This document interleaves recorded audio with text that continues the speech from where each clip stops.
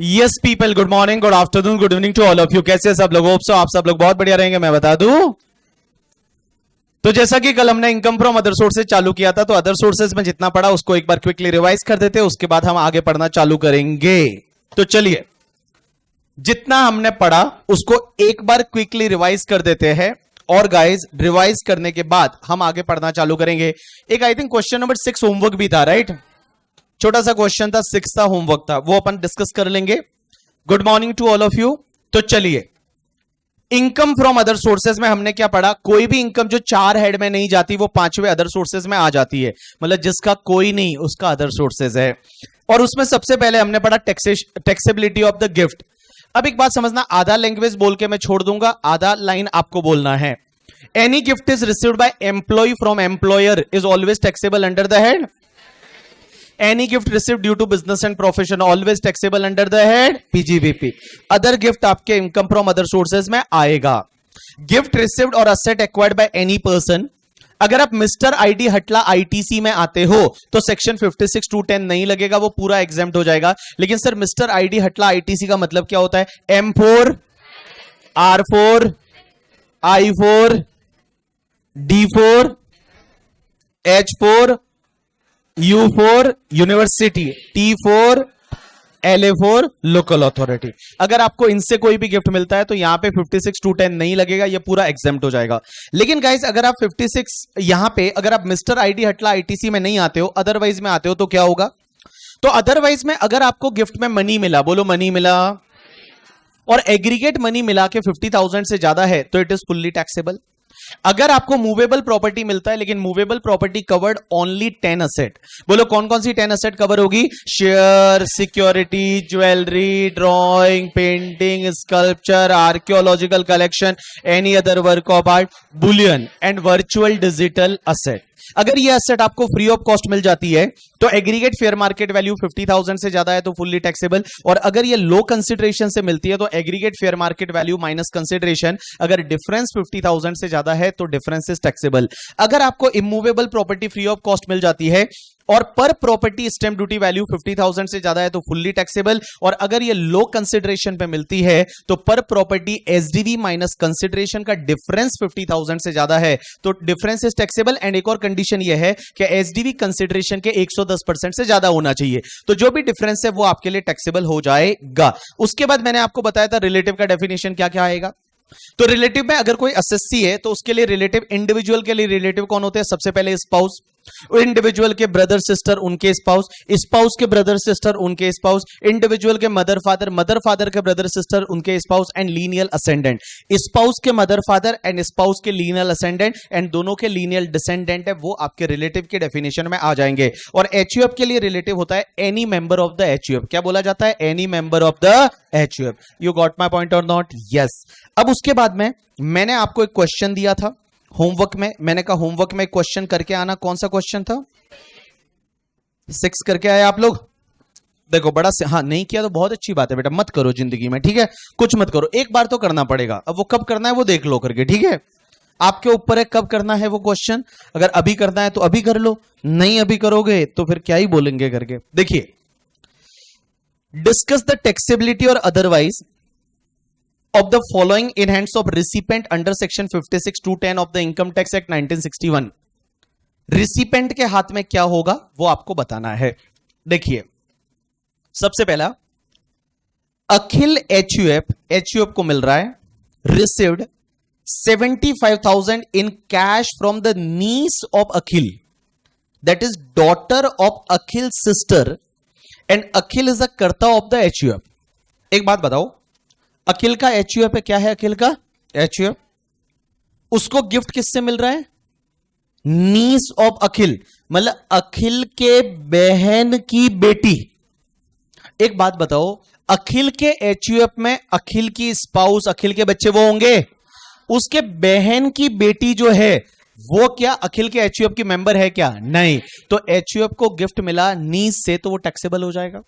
क्योंकि एचयूएफ के लिए रिलेटिव कौन होता है? सिर्फ मेंबर ऑफ द एचयूएफ। जो उस एचयूएफ के मेंबर है वो ही उस एचयूएफ के रिलेटिव होते हैं। तो यहां पे जो नीस ऑफ द अखिल की, जो अखिल के बहन की बेटी है, वो अखिल की एचयूएफ की मेंबर नहीं है, तो ये तुम्हारे लिए टैक्सेबल हो जाएगा। Answer is yes, it is going to be taxable. दूसरा, Nitisha a member of her father HUF, तो उसके पापा के एचयूएफ की नितिशा मेंबर है। Transfer a house property to the HUF without consideration the stamp duty value of the house property is 9 lakh. एक बात बताओ, यहां पे एचयूएफ को गिफ्ट मिला, नितिशा से मिला, नितिशा जो है वो मेंबर है, तो ये एग्जेम्प्ट हो जाएगा बिकॉज एचयूएफ के लिए मेंबर जो है वो रिलेटिव होता है। उसके बाद mister Akshat received 100 share of A Limited from his friend as a gift on the occasion of 25th marriage anniversary। 100 share मिले हैं जिसका fair market value on that day 100 पर शेयर है, मतलब 100 मल्टीप्लाई बाय 100 कितना? 10,000 होगा। He also received the jewelry worth ₹45,000 from his nephew on the same day।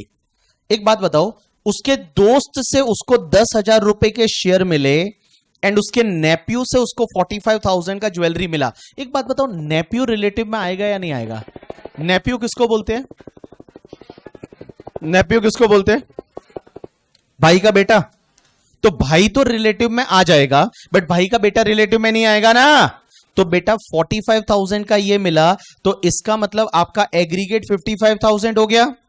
तो in simple word it is more than 50,000, so it is fully taxable. ये आपके लिए पूरा टैक्सेबल हो जाएगा। Next part, Kisan HUF gifted a car to the son. एक बात बताओ, कार जो है वो ऐसे भी असेट में नहीं आता। जो कार होता है वो असेट में नहीं आता। कल मैंने आपको बताया था असेट की डेफिनेशन में कौन कौन सा आता है? Share, security, jewellery, drawing, painting, sculpture, archaeological collection, any other work of art, Boolean and virtual digital asset and immovable property. अगर ये सब मिलता है तो ही टैक्सेबल होता है। कार वार मिला तो टैक्सेबल नहीं होगा। डन? किसी को कोई डाउट हो अभी तक तो बोल दीजिए। कोई डाउट नहीं है? चलिए, सबको 56(2)(10 is applicable to all individual HUF, but relative दो के ही होते हैं। इंडिविजुअल एचयूएफ के रिलेटिव होता है, कंपनी का कोई रिलेटिव नहीं है। कंपनी को गिफ्ट मिला पूरा टैक्सेबल, फर्म को गिफ्ट मिला टैक्सेबल, रिलेटिव नहीं होते उनके। और फर्म की मैरिज भी नहीं होती, कंपनी की मैरिज नहीं होती है ना, कि कंपनी की शादी हो रही है। अमलगमेशन शादी नहीं है। हाँ बेटा, तुम सोच रहे दोनों को अमलगमेशन करा दे, गुलू गुलू करा दे, शादी करा दे, नहीं बेटा, हाँ वो नहीं है। चलिए, अब एक बात बताओ, जैसे इसमें आप बोलोगे सर रीजन कैसे लिखना है? देखो आपकी सिंपल लैंग्वेज में लिखने का, जैसे ये अखिल के एचयूएफ को 75,000 नीस से मिला, तो आपको ऐसे लिखने का, as per section 56(2)(10 if any gift received from relative is exempt, niece is not covered in the definition of relative, so it is taxable. बस ऐसे ही लिखना है, इसमें कोई ऐसा भारी भरकम लैंग्वेज थोड़ी लिखनी है। आपको जैसे मैंने कल लिखवाया वो नोट्स वगैरह वैसे आपको लिखने का है, ठीक है? चलिए, अब गाइज एक कॉन्सेप्ट हम पढ़ने वाले हैं, और मैं वो ये बोल सकता हूं कि ये कॉन्सेप्ट पूरे इनकम टैक्स का सबसे थोड़ा डिफिकल्ट कॉन्सेप्ट है, बोल सकता हूं सबसे डिफिकल्ट कॉन्सेप्ट है, because you have to correlate the two head. यहां पे अपन ने कैपिटल गेन पहले पढ़ा था 600 साल पहले, वो अपने आप में एक महासागर था, उसको अलग से सब्जेक्ट क्यों नहीं बना देते भाई? ऐसा होना चाहिए ना, कैपिटल गेन सब्जेक्ट करके, ठीक है? सीए इंटरमीडिएट में इतना बड़ा हेड था। तो मैं आज जो है वो पहले 10 मिनट जो है, 10 मिनट या 20 मिनट के आसपास लगेगा, आपको इधर उधर कुछ भी नहीं देखना है, सिर्फ आप इधर ध्यान देंगे और इधर ध्यान देंगे, और आपको अगर वो समझ में आ गया आपको मजा आ जाएगा। मैं आपको कैपिटल गेन और अदर सोर्सेज को दोनों को मर्ज करके मैं आपको बताने वाला हूं, और ये सबसे इंटरेस्टिंग वाला कॉन्सेप्ट है। मुझे एक बात बताओ, आपको पता है कैपिटल गेन में हमने एक गिफ्ट वाला कॉन्सेप्ट पढ़ा था, याद आया? स्पेशल केस नंबर 3, और स्पेशल केस नंबर 3 जो था, मैं जाता हूं ना कैपिटल गेन मैंने ही पढ़ा है, मुझे पता है, ये रहा स्पेशल केस नंबर 3 करके। और आपको याद रहेगा थोड़ा बहुत, इधर देखो, ए भाई सब लोग इधर देखो, स्पेशल केस नंबर 3 जो है उसमें हमने ये पढ़ा था कि कुछ ट्रांजैक्शन ऐसे होते हैं जो ट्रांसफर नहीं माने जाते, कैपिटल गेन नहीं लगता। आपको पता है वहां कौन कौन से ट्रांजैक्शन पढ़े थे? मैंने बोला एचयूएफ का पार्टीशन हो गया, बंटवारा हो गया और असेट मेंबर में बांट दी गई, ट्रांसफर नहीं माना जाता, कैपिटल गेन नहीं लगता। दूसरा पढ़ा था गिफ्ट है, विल है, इनहेरिटेंस है, ये ट्रांसफर नहीं माना जाता, कैपिटल गेन नहीं लगता। उसके बाद होल्डिंग ने 100% सब्सिडरी को ट्रांसफर किया, 100% सब्सिडरी ने होल्डिंग को ट्रांसफर किया, ये भी ट्रांसफर नहीं माना जाता, कैपिटल गेन नहीं लगता। अब गाइस ये जो ट्रांजैक्शन है ये ट्रांसफर नहीं माने जाते, कैपिटल गेन नहीं लगता। लेकिन आपको पता है जो आगे वाला बंदा जब उसको बेचेगा, एग्जाम्पल अपन ने लिया था अभिषेक और ऐश्वर्या वाला, याद आया कि अभिषेक का ये घर था और अभिषेक ने ये वाला घर, ऐश्वर्या ने बोला आप तो मुझे कुछ गिफ्ट करते ही नहीं हो, तो उसने घर गिफ्ट कर दिया था और घर गिफ्ट कर दिया ऐश्वर्या को, तो उस टाइम पे तो ट्रांसफर नहीं माना गया, कैपिटल गेन इसके हाथ में नहीं लगा था। एंड गाइस अगर ऐश्वर्या ने वो घर सलमान को बेचा तो टैक्स लगा था। एक बात बताओ, कॉस्ट किसका लेते थे अपन? Cost to previous owner. Period of holding किससे? Previous owner. और इंडेक्सेशन भी प्रीवियस ओनर से। तो मैंने जब ऐश्वर्या के हाथ में यहां पे कैपिटल गेन लगाया था तो ऐश्वर्या के हाथ में full value of consideration 72 lakh जितने में बेचा। कॉस्ट किसका लिया था? प्रीवियस ओनर का। Period of holding previous owner, indexation भी प्रीवियस ओनर से लिया था। समझा कि नहीं समझा? तो हमने कैपिटल गेन में क्या पढ़ा था कि आप कोई भी असेट किसी को गिफ्ट कर दो तो ये ट्रांसफर नहीं है, कैपिटल गेन नहीं लगता और इस पे कोई कैपिटल गेन नहीं लगता। आगे वाला बंदा जब उसको बेचेगा तो कॉस्ट किसकी लेंगे? Cost to previous owner, period of holding previous owner से, इंडेक्सेशन भी प्रीवियस ओनर से। अब मैं आपको जो समझाने वाला हूं करके, ठीक है, वो बड़ा इंटरेस्टिंग पॉइंट है और मेरे को आपका पूरा अटेंशन चाहिए अगले 15-20 मिनट के लिए। आपका सबका ध्यान इधर होना चाहिए। आप कोई भी इधर उधर नहीं देखेगा, सिर्फ इधर ध्यान देते जाइए। जैसे जैसे मैं समझाते जाता हूं वैसे वैसे आप समझते जाइए, बस आप सुनते जाइए, देखते जाइए। आपको 2 मिनट में इजीली सब चीजें समझ में आ जाएगी। इधर देखिए बेटा, जैसे मान लो ये एक हाउस प्रॉपर्टी है, ये एक घर है। एंड गाइस ये जो घर है, ये घर है एक बंदे का जिसका नाम है मिस्टर डोरेमोन। डोरेमोन करके एक बंदा है। डोरेमोन बंदा है या बंदी है? बंदा है, मेरे को नहीं समझता इसलिए। तो डोरेमोन जो है वो एक बंदा है, डोरेमोन का ये घर है, समझो पहले। और ये जो घर है ये डोरेमोन ने प्रीवियस ईयर 1-2 में खरीदा था। मतलब घर जो है वो प्रीवियस ईयर 1-2 में खरीदा था एंड इसका जो कॉस्ट है वो 2 लाख है। 2 lakh is a cost of house. 1-2 में खरीदा था। अब एक बात समझना, एक दिन क्या हुआ कि डोरेमोन ने यही वाला घर, डोरेमोन ने यही वाला घर जो है वो मिस्टर नोबिता को गिफ्ट कर दिया। नोबिता को गिफ्ट कर दिया ऑन 14 Feb 2024 को। अब मुझे एक बात समझना, कॉन्सेप्ट पे ध्यान दीजिए, आपस में बात ना करिए प्लीज। डोरेमोन ने ये घर नोबिता को गिफ्ट कर दिया ऑन द 14 Feb 2024। मतलब मैं बोलूं प्रीवियस ईयर 23-24 में गिफ्ट किया। एंड जिस दिन गिफ्ट किया उस दिन इस घर का स्टैंप ड्यूटी वैल्यू है वो मान लो 40 लाख रुपीस है। इसका जो स्टैंप ड्यूटी वैल्यू है वो stamp duty value 40 lakh rupees है। अब आप एक काम करिए, पहले आप डोरेमोन के पॉइंट ऑफ व्यू से सोचेंगे। अगर आप डोरेमोन के पॉइंट ऑफ व्यू से सोचते हैं तो मेरे को एक बात बताओ, डोरेमोन ने ये प्रॉपर्टी जो है ये नोबिता को गिफ्ट की है। मैं बोलूं गिफ्ट जो है वो ट्रांसफर नहीं माना जाता। मैं बोलूं कैपिटल गेन नहीं लगता ड्यू टू सेक्शन 47। भाई कैपिटल गेन में क्या पड़ा हुआ है कि आप जो है वो किसी को भी असेट गिफ्ट करते हो तो वो ट्रांसफर नहीं माना जाता, कैपिटल गेन नहीं लगता। तो यहां पे डोरेमोन के हाथ में कोई भी कैपिटल गेन नहीं लगेगा ड्यू टू द सेक्शन 47। तो 47 की वजह से यहां पे डोरेमोन के हाथ में कोई भी कैपिटल गेन नहीं आएगा। अब आप एक बार नोबिता के पॉइंट ऑफ व्यू से सोचो। जब आप नोबिता के पॉइंट ऑफ व्यू से सोचते हो तो मैं बताऊं, नोबिता को एक घर है वो डोरेमोन से गिफ्ट में मिला है और जिसका stamp duty value 40 lakh rupees है और गिफ्ट में मिला है। और नोबिता और डोरेमोन दोनों रिलेटिव की डेफिनेशन में वगैरह तो नहीं आते। तो मैं बोलूं यहां पे नोबिता के हाथ में इनकम फ्रॉम अदर सोर्सेज में टैक्स लग जाएगा, क्योंकि इनकम फ्रॉम अदर सोर्सेज में हमने जो कल सेक्शन पढ़ी है 56(2)(10) वो क्या बोलती है कि अगर आपको कोई भी इमूवेबल प्रॉपर्टी है, वो इमूवेबल प्रॉपर्टी आपको गिफ्ट में मिल जाती है, एंड गाइस पर प्रॉपर्टी का स्टैम्प ड्यूटी वैल्यू अगर 50,000 से ज्यादा हो जाता है, then it is taxable under income from other sources. ये इनकम फ्रॉम अदर सोर्सेज में टैक्सेबल हो जाएगा। और एक बात बताओ, यहां पे नोबिता जो ये प्रॉपर्टी मिली, इसका stamp duty value 40 lakh rupees है, जो कि आपके 50,000 रुपीस से ज्यादा है, तो नोबिता के हाथ में इनकम फ्रॉम अदर सोर्सेज में टैक्स लग जाएगा। तो नोबिता के हाथ में बाबू यहां पे ₹40 लाख है, वो इनकम फ्रॉम अदर सोर्सेज में टैक्स लग जाएगा इन द प्रीवियस ईयर 23-24। जिस ईयर में गिफ्ट मिला उसी ईयर में ये टैक्सेबल हो जाएगा। इन द प्रीवियस ईयर 23-24 में IFOS में 40 लाख टैक्सेबल हो गया।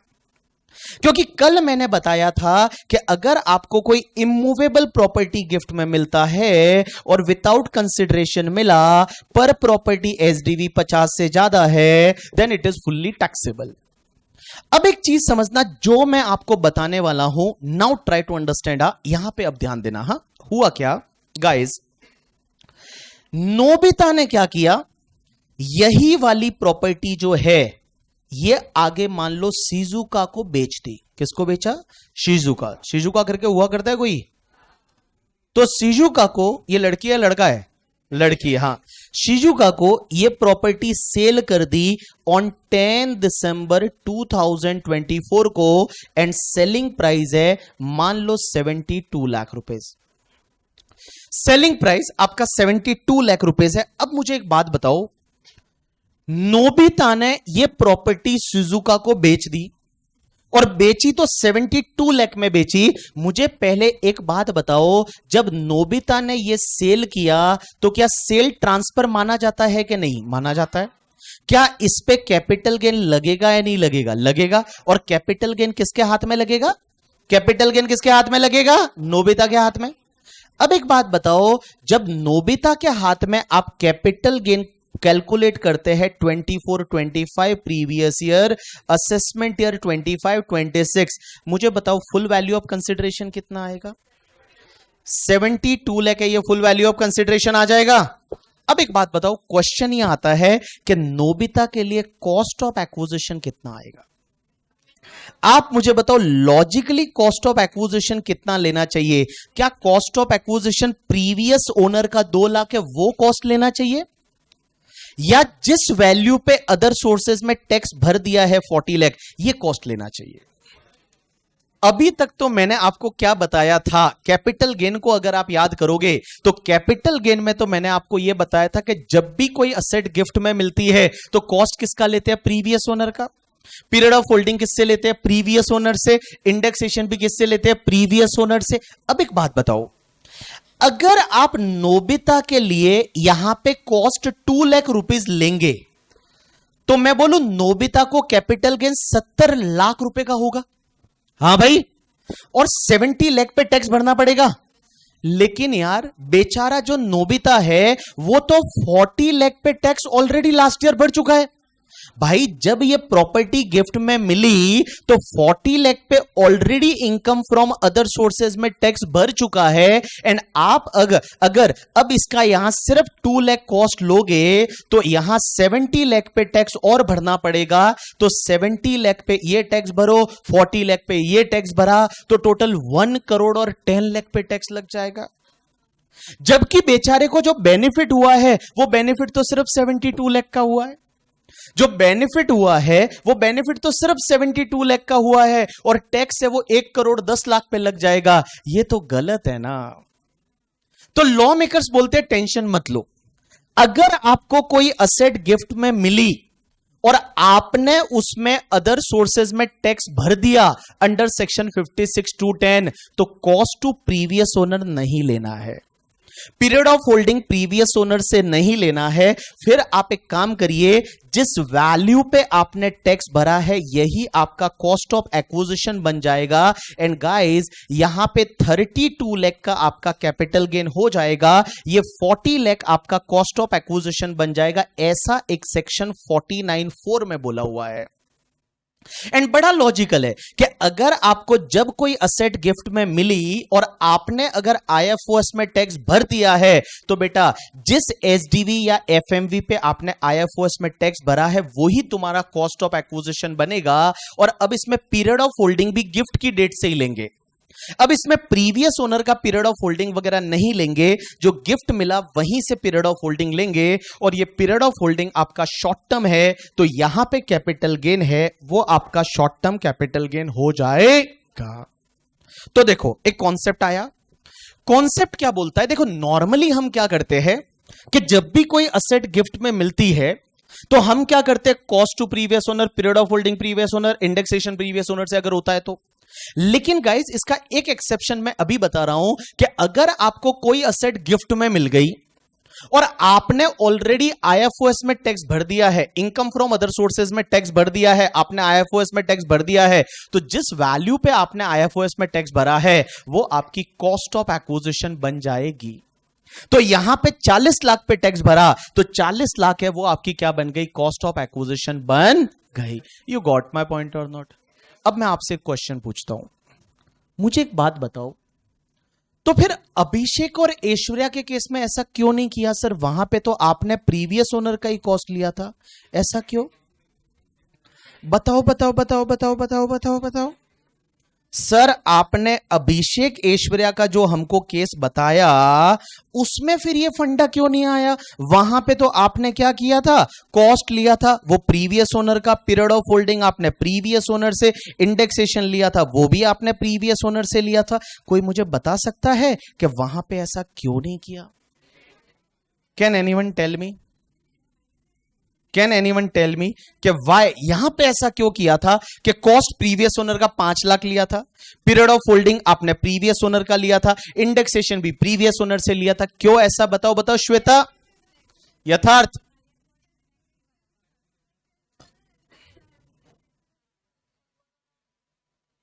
क्यों?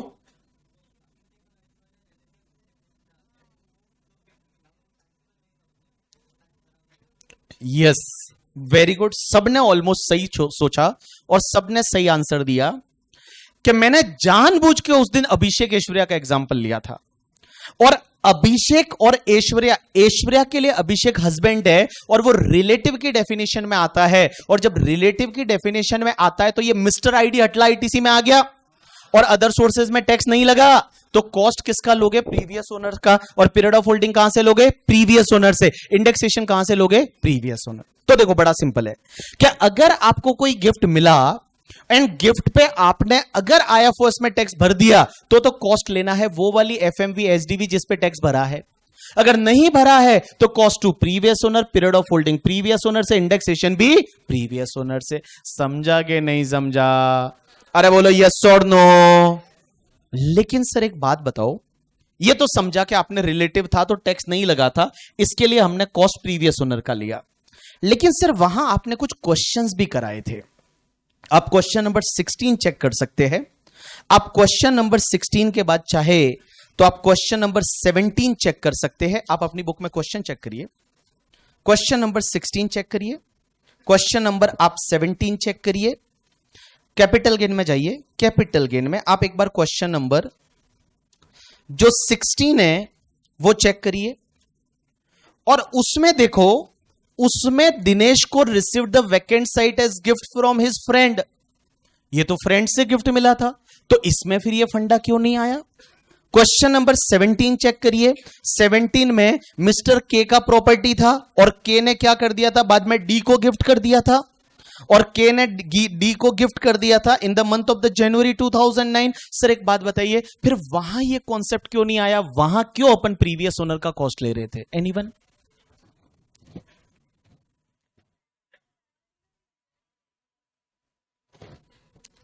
वहां ये कॉन्सेप्ट क्यों नहीं आया फिर?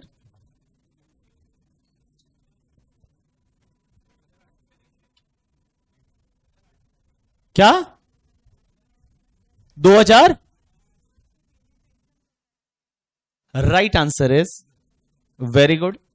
मैंने कल आपको पढ़ाते टाइम एक बोला था, अब देखो इतना आपको याद रहेगा नहीं, बट आपको याद रहेगा तो मैंने कल पढ़ाते टाइम एक बोला था कि पहले गिफ्ट पे टैक्स नहीं लगता था और गिफ्ट पे टैक्स लगना चालू हुआ 1 अक्टूबर 2009 से। मैंने बोला कि गिफ्ट पे टैक्स लगना चालू हुआ था, यहां मैंने लिखा था कि गिफ्ट पे टैक्स लगना चालू जो हुआ था वो 1 अक्टूबर 2009 से हुआ था। एंड आप देख लो क्वेश्चन नंबर 16 और 17 वगैरह जो क्वेश्चन है वहां पे गिफ्ट की डेट है वो 1 अक्टूबर 2009 से पहले वाली है। तो 1 अक्टूबर 2009 से पहले वाली है तो पहले आईएफओएस में कोई टैक्स लगता ही नहीं था। तो भैया सीधी सी बात है, आप कॉस्ट टू प्रीवियस ओनर लोगे, पीरियड ऑफ होल्डिंग आप प्रीवियस ओनर से लोगे और इंडेक्सेशन भी आप प्रीवियस ओनर से लोगे। तो यहां पे एक कॉन्सेप्ट निकल के आया। देखो वहां पे जो क्वेश्चन नंबर 16 और 17 है उसमें आप गिफ्ट की डेट देखोगे तो वो 1 अक्टूबर 2009 से पहले वाली है और 1 अक्टूबर 2009 से पहले वाली है। तो उस पर्टिकुलर केस में पहले टैक्स लगता ही नहीं था, तो कॉस्ट आपको प्रीवियस ओनर का, period of holding previous owner से, इंडेक्सेशन भी प्रीवियस ओनर से। समझा कि नहीं समझा? तो गाइस यहां पे एक कॉन्सेप्ट निकल के आया। अब इस कॉन्सेप्ट को मैं वापस से आपको बोल रहा हूं, ट्राई टू अंडरस्टैंड। जब भी आपको कोई असेट गिफ्ट में मिलती है, बोलो गिफ्ट में मिलती है, एंड अगर नॉर्मली क्या करने है, गिफ्ट में मिली तो कॉस्ट किसका लेने का? प्रीवियस ओनर का। पीरियड ऑफ होल्डिंग किससे? प्रीवियस ओनर से। इंडेक्सेशन किससे? Previous owner. बट अगर रिसीवर ने इनकम फ्रॉम अदर सोर्सेज में टैक्स भर दिया, अगर आपने इनकम फ्रॉम अदर सोर्सेज में टैक्स भर दिया है तो उस पर्टिकुलर केस में आपको जो है वो कॉस्ट लेना है कि जिस एफएमवी एसडीवी पे आपने टैक्स भरा है वो तुम्हारा क्या बन जाएगा? Cost of acquisition. You got my point और नॉट? यस और नो? बोलो। अगर इंडेक्सेशन निकालना, अगर इंडेक्सेशन यहां होता तो इस 40 लाख पे इंडेक्सेशन करते, बट इंडेक्सेशन वहां से करते जहां से गिफ्ट मिला। बट ये तो शॉर्ट टर्म है, इंडेक्सेशन नहीं होगा, और ट्रांसफर भी किया है जुलाई के बाद तो ऐसे भी इंडेक्सेशन नहीं होगा। नहीं, पहले अगर करते और पहले इंडेक्स का फंडा होता और 2 साल अगर इसमें हो गया होता पीरियड तो आप 40 लाख पे इंडेक्स करते। डन? चलो एक काम करो, लिखो जैसा मैं बोलता हूं, जैसा मैं बोलता हूं वैसा लिखो।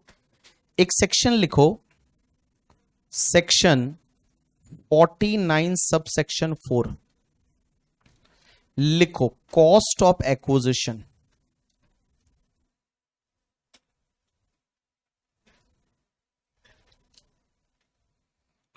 एक सेक्शन लिखो 49(4) cost of acquisition. Cost of acquisition, cost of acquisition.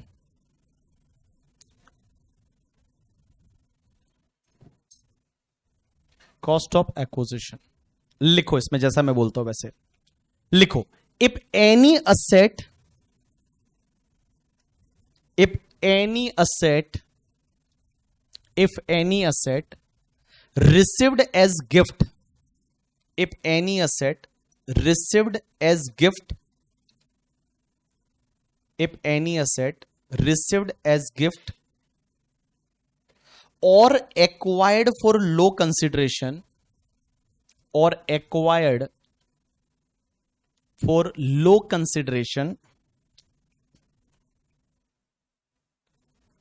and assessee paid taxes, and assessee paid taxes under IFOS, and assessee paid taxes under IFOS on SDV, on SDV slash FMV, on SDV slash FMV under section 56(2)(10), under section 56(2)(10), then such SDV slash FMV, then such SDV slash FMV, then such SDV slash FMV shall be treated as cost of acquisition, then such SDV/FMV treated as cost of acquisition of such asset. Cost of acquisition of such asset. चलिए मैं एक example लिखवा रहा हूं, ये example मैं आपको लिखवा रहा हूं, ठीक है? तो लिखिए एक लाइन छोड़ के example. Mister Doraemon purchase a house property. Mister Doraemon purchase a house property for rupees 2 lakh. Mr. Doraemon purchased a house property for rupees 2 lakh in previous year 1-2. In previous year 1-2. In previous year 1-2. Full stop. Mr. Doraemon gifted such property. Mr. Doraemon gifted such property to his friend Nobita. To his friend Nobita. To his friend Nobita on 14 Feb 2024. To his friend Nobita on 14 Feb 2024. 14 Feb 2024. Full stop. SDV of such property on that date. SDV of such property on that date. SDV of such property on that date is rupees 40 lakh. Is rupees 40 lakh. Full stop. Nobita sold such property. Nobita sold such property to Shizuka. To Shizuka on 10 December 2024. To Shizuka on 10 December 2024 for rupees 72 lakh. For rupees 72 lakh. For rupees 72 lakh. Full stop. Discuss tax treatment. Discuss tax treatment in hands of Doraemon and Nobita. Discuss tax treatment in hands of Doraemon and Nobita. Doraemon and Nobita. चलो अब एक काम करो, solution लिखेंगे. सबसे पहले लिखो part A, in hands of Doraemon. सबसे पहले लिखो part A, in hands of Doraemon. तो मैं बताऊं डोरेमोन के हाथ में तो कुछ भी नहीं होगा, ट्रांसफर नहीं माना जाएगा, कैपिटल गेन नहीं लगेगा. तो in hands of Doraemon. Next line में लिखो as per section 47. As per section 47. As per section 47 gift is not treated as transfer. As per section 47 gift is not treated as transfer, so capital gain is not applicable. So capital gain is not applicable in hands of Doraemon. So capital gain is not applicable in hands of Doraemon. Capital gain is not applicable in hands of Doraemon. Full stop. In hands of Doraemon. Full stop. Part B लिखो in hands of Nobita. Part B लिखो in hands of Nobita. Part B लिखो in hands of Nobita. और उसमें Roman में 1 करके पहले लिखो. उसमें रोमन में 1 करके लिखो. लिखो एज पर सेक्शन 56(2)(10 रोमन में 1 करके. As per section 56(2)(10 as per section 56(2)(10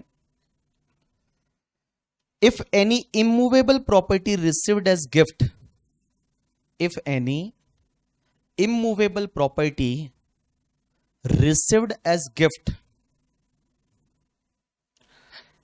and SDV is more than 50,000 per property, any immovable property received as gift and SDV is more than 50,000 per property, SDV is more than 50,000 per property, then it is fully taxable. Then it is fully taxable in hands of recipient. Then it is fully taxable in hands of recipient under IFOS. In hands of recipient under IFOS. Under IFOS. Full stop. In this case, SDV of property is 40 lakh. In this case, SDV of property is 40 lakh. That is more than 50,000. That is more than 50,000. That is more than 50,000. So it is taxable in hands of Nobita.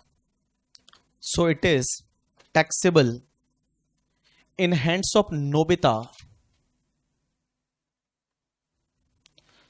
under section 56(2)(10). Under section 56(2)(10) in the previous year 23-24. In the previous year 23-24. In the previous year 23-24. तो पहले 23-24 में Nobita के हाथ में taxable हो गया. अब Nobita जब बेचेगा तो कॉस्ट कितना लेगा? 40 लाख लेगा. तो लिखो रोमन में point number 2, capital gain is applicable on sale of property. Capital gain is applicable on sale of property. Capital gain is applicable on sale of property. लिखो नेक्स्ट लाइन में computation of capital gain. Next line में लिखो computation of capital gain. Computation of capital gain. Previous year 24-25, assessment year 25-26. Previous year 24-25, assessment year 25-26. जैसा board पे दिख रहा है वैसा लिखो. Full value of consideration 72 lakh.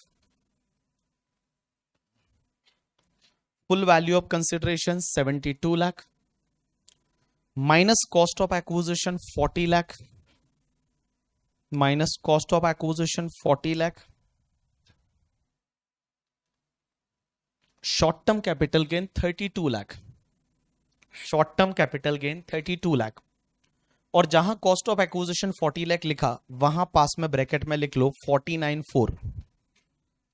जहां कॉस्ट ऑफ एक्विजिशन 40 लाख लिखा वहां पास में लिखो 49.4. 49.4. चलो बोलो डन. डन भाई. हाँ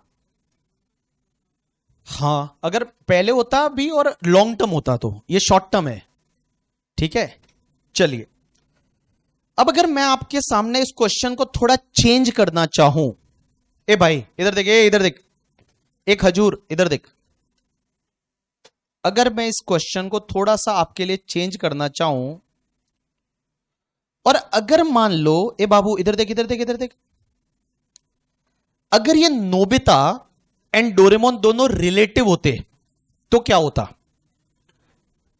तो मैं बोलूं रिलेटिव होते तो डोरेमोन के हाथ में तो कुछ भी फर्क नहीं पड़ता भाई. डोरेमोन को तो कैपिटल गेन नहीं लगता.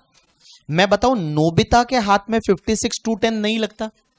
आईएफओएस में टैक्स नहीं लगता. तो नोबिता के हाथ में यहां पे मैं बता रहा हूं आपको कि भाई साहब आईएफओएस है, वो आईएफओएस में कोई टैक्स नहीं लगता. और जब आईएफओएस में टैक्स नहीं लगता तो मैं एक चीज आपको बता दूं कि जब आईएफओएस में टैक्स है वो नहीं लगेगा. और आईएफओएस में टैक्स नहीं लगता तो बेटा अब जब ये नोबिता शिजुका को बेचता तो कॉस्ट क्या लेता? मैं बताऊं प्रीवियस ओनर का 2 लाख. हाँ भाई, कॉस्ट ऑफ एक्विजिशन जो है यहां प्रीवियस ओनर का 2 लाख आ जाता. और पीरियड ऑफ होल्डिंग है वो भी प्रीवियस ओनर से लेते. और अगर इंडेक्सेशन होता तो प्रीवियस ओनर से लेते, बट यहां इंडेक्सेशन नहीं होगा क्योंकि 10 दिसंबर 2024 को, दैट इज 23 ऑफ जुलाई 2024 या उसके बाद में ट्रांसफर कर रहे हैं, तो इंडेक्सेशन नहीं होता। लेकिन गाइस मैं बताऊं, यहां पे कैपिटल गेन आपका लॉन्ग टर्म हो जाता, क्योंकि जब प्रीवियस ओनर का पीरियड ऑफ होल्डिंग लेते तो लॉन्ग टर्म कैपिटल गेन आ जाता, और लॉन्ग टर्म कैपिटल गेन कितना होता, 70 लाख रुपीस है, वो आपका लॉन्ग टर्म कैपिटल गेन हो जाता। 70 लाख रुपीस है, वो 70 lakh rupees long term capital gain हो जाता। समझा कि नहीं समझा? तो लिखो एग्जाम्पल नंबर 2, एक लाइन छोड़ के लिखो एग्जाम्पल नंबर 2, एक लाइन छोड़ के लिखो example number 2। Suppose in above example,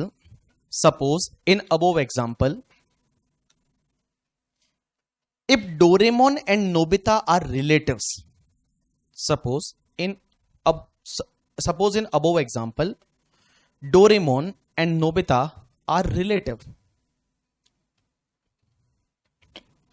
Doraemon and Nobita are relatives. अगर ये दोनों रिलेटिव होते तो क्या होता? तो एक लाइन छोड़ के part A, in hands of Doraemon, in hands of Doraemon, in hands of Doraemon लिखो। डोरेमोन के हाथ में तो सेम वैसे का वैसे होता, लिखो as per section 47 gift is not treated as transfer. As per section 47 gift is not treated as transfer, so capital gain not applicable, so capital gain not applicable, so capital gain not applicable, so capital gain not applicable। दूसरा लिखो in hands of Nobita, in hands of Nobita, in hands of Nobita, और इन hands of Nobita में वापस Roman में point number 1 करके लिखो, लिखो gift received from relative, gift received from relative, gift received from relative, so section 56(2)(10 not applicable, so section 56(2)(10 not applicable, so section 56(2)(10 not applicable।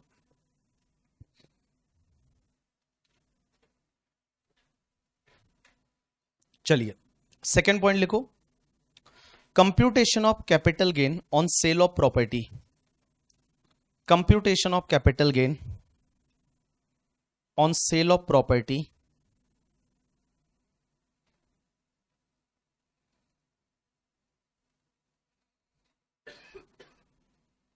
और जो board पे दिख रहा है कॉपी करो,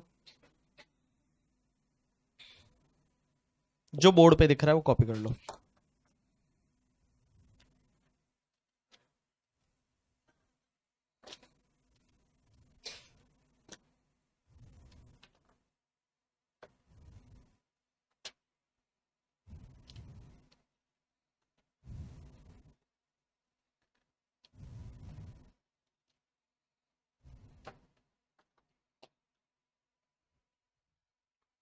जो बोर्ड पे दिख रहा है वो कॉपी कर लो।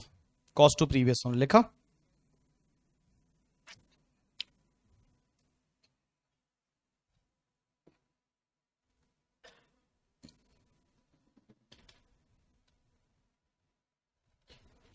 चलिए अब मैं आपको,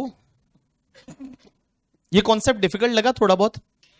नहीं लगा ना, इजी है भाई। टेक्स्ट लगा तो वो कॉस्ट ले लो, अदरवाइज कोई बात नहीं, प्रीवियस ओनर वाला। एक और यही वाला सेम कॉन्सेप्ट मैं सिखा रहा हूं, बट मेरे को थोड़ा आपका अटेंशन चाहिए, 5 मिनट बस, 5 मिनट और 5 मिनट और अटेंशन दे दिया ना, अपना काम खत्म, अपना ये टॉपिक खत्म, मतलब ऑलमोस्ट ये टॉपिक का जो डिफिकल्ट वाला पार्ट था वो खत्म। चलिए मैं आपको सिखाने वाला हूं, सबका ध्यान इधर होना चाहिए गाइस। एक एग्जांपल लेते, मैं आपको लिखवा के बाद में दे दूंगा, ये लिखवा के दूंगा, इधर ध्यान दीजिए। जैसे मान लो एक प्रॉपर्टी है ये वाली, ये एक हाउस प्रॉपर्टी है, बहुत ही प्यारा घर है, और उस घर में उस घर में खिड़की भी है और कोने कोने में कहानी भी है। ये घर है बहुत प्यारा, और ये घर है मिस्टर रमेश का। किसका घर है? रमेश का घर है। और ये रमेश ने घर खरीदा था प्रीवियस ईयर 1-2 में, जिसका कॉस्ट था 5 लाख रुपया।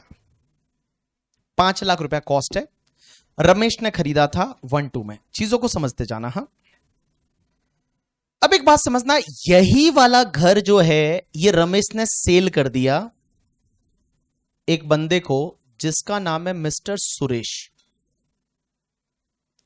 और सुरेश को सेल कर दिया घर 19 जुलाई 2023 को, लास्ट ईयर में सेल किया।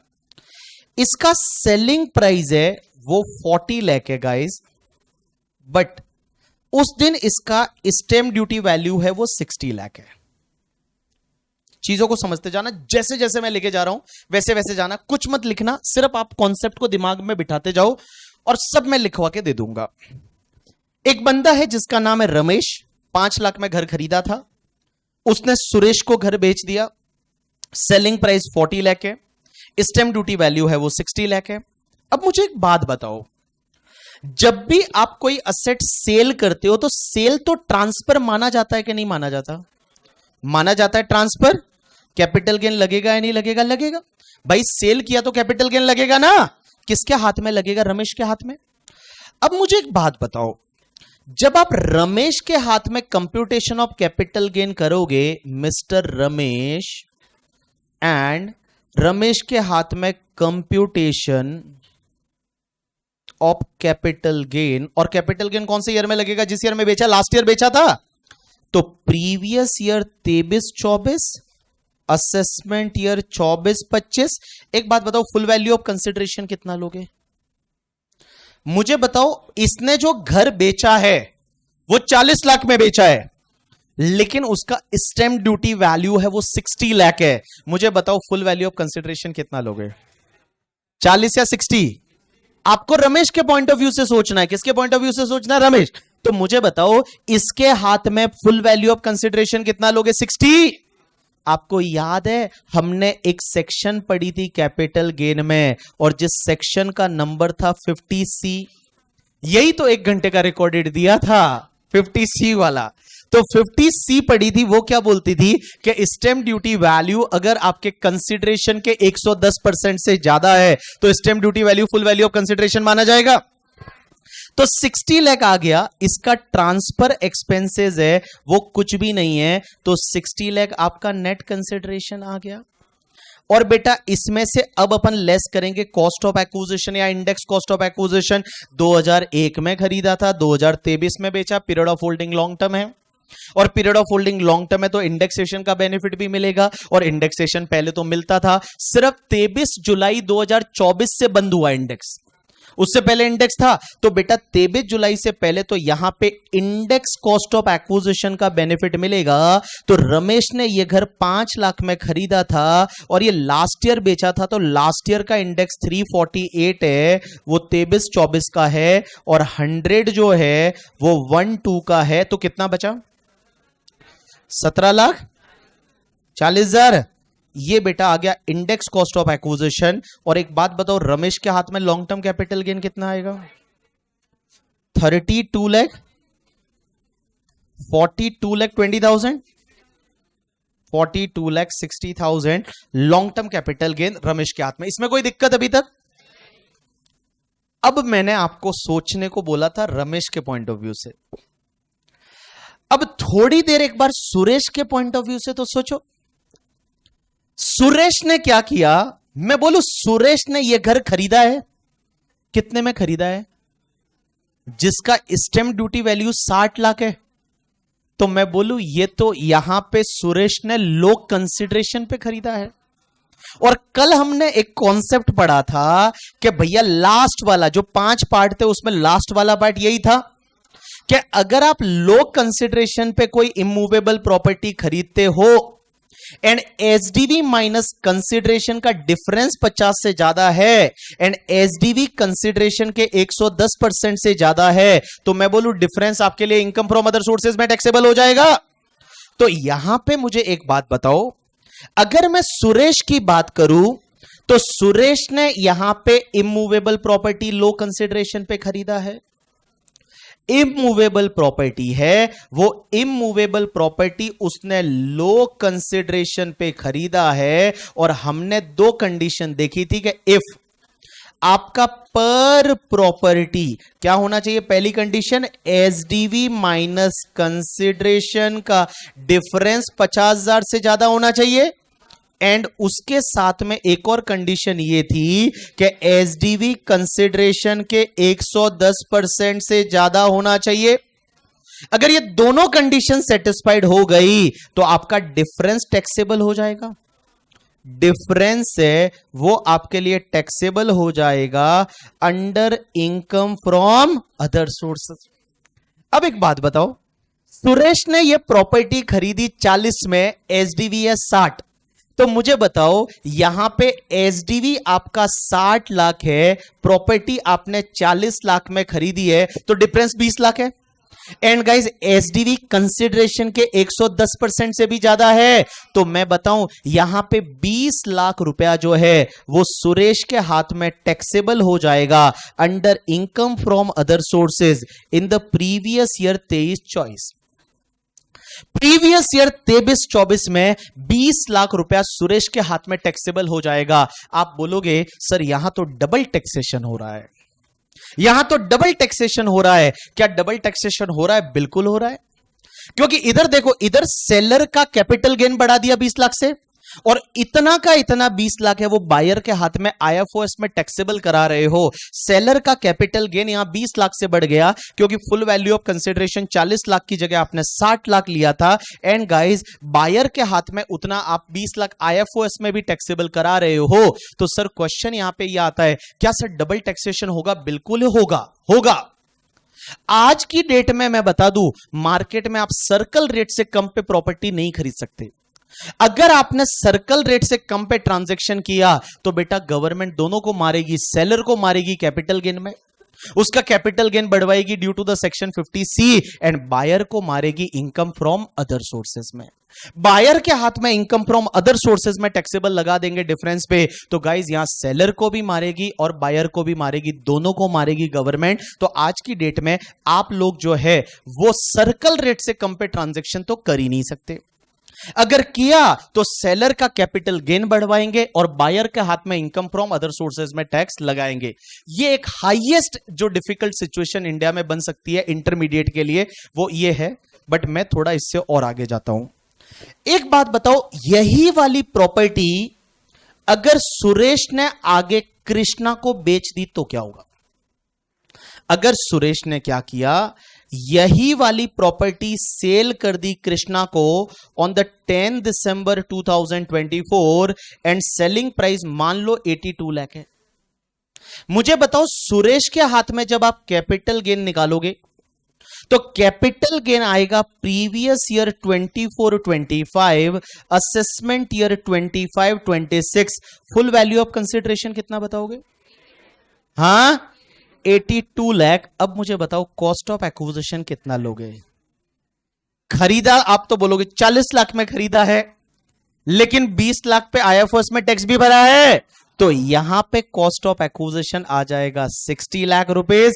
एंड गाइस बाकी वाला 20 लाख जो बचेगा, अब इसको 22 लाख जो बचेगा, इस पे आपका ये शॉर्ट टर्म कैपिटल गेन हो जाएगा, क्योंकि लास्ट ईयर खरीदा था जुलाई में और इस साल दिसंबर में बेच रहे हैं, पीरियड ऑफ होल्डिंग 2 साल से ज्यादा नहीं है, तो यहां पे आपका शॉर्ट टर्म कैपिटल गेन हो जाएगा 22 लाख। समझा कि नहीं समझा? समझा। ये हाईएस्ट डिफिकल्ट सिचुएशन इंटरमीडिएट के लिए बन सकती है, इससे डिफिकल्ट कभी भी कोई भी एग्जाम में क्वेश्चन नहीं आएगा। लिखो एग्जाम्पल, ये जो बोर्ड पे दिख रहा है इसको मैं एज इट इज आपको एग्जाम्पल के फॉर्म में लिखवा रहा हूं, जैसा मैंने पहले लिखवाया था। लिखो जैसा मैं बोलता हूं, डायग्राम बनाने की जरूरत नहीं, जैसा अपन ने लिखा है वैसे लिखते हैं, ज्यादा बेटर रहेगा। लिखो mister Ramesh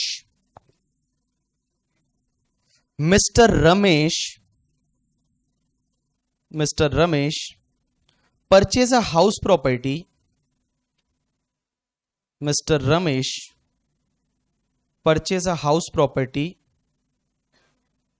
Mr. Ramesh purchase a house property for rupees 2 lakh. For rupees 2 lakh in previous, sorry, for rupees 5 lakh लिख लो ना. For rupees 5 lakh in previous year. क्या लिखा? For rupees 5 lakh in previous year 1 2 full stop. Ramesh sold such property. Ramesh sold such property to Mr. Suresh. Ramesh sold such property to Mr. Suresh on 19 July 2023. On 19 July 2023 for rupees 40 lakh. For rupees 40 lakh. For rupees 40 lakh. Full stop. SDV of property on that date.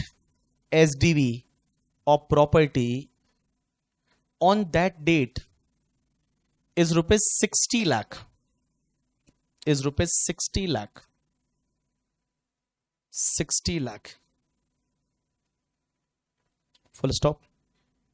Full stop. Suresh sold such property.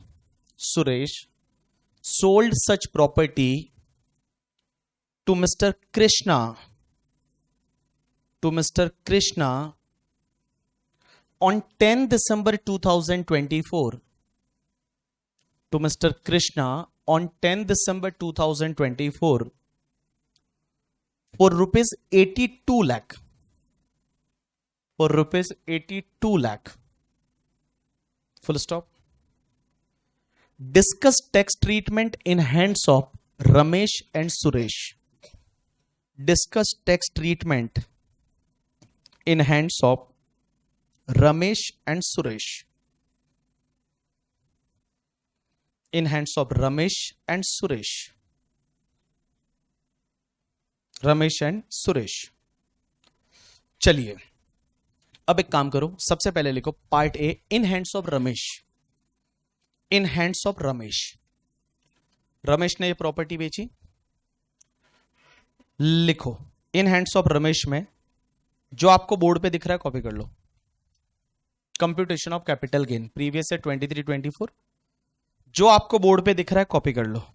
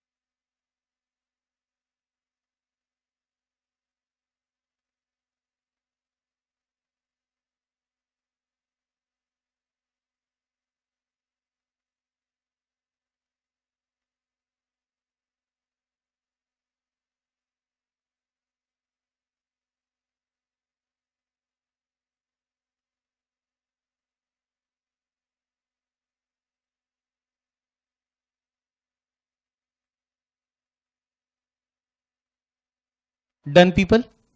चलिए अब लिखिए एक line छोड़ के, इन hands of Suresh. In hands of Suresh. ये हो गया रमेश वाला. अब लिखो in hands of Suresh. In hands of Suresh. और सुरेश के लिए लिखो पॉइंट नंबर 1 पहले रोमन में. पॉइंट नंबर 1 लिखो. सुरेश के लिए लिखो पॉइंट नंबर 1 रोमन में. और लिखो जैसा मैं बोलता हूं. लिखो if any immovable property. If any immovable property acquired for low consideration, if any immovable property acquired for low consideration, if any immovable property acquired for low consideration and difference between SDV and consideration, and difference between SDV and consideration is more than 50,000, and difference between SDV and consideration is more than 50,000, as well as SDV is more than 110% of consideration, as well as SDV is more than 110% of consideration, then such difference is taxable under income from other sources. Then such difference is taxable under IFOS under section 56(2)(10).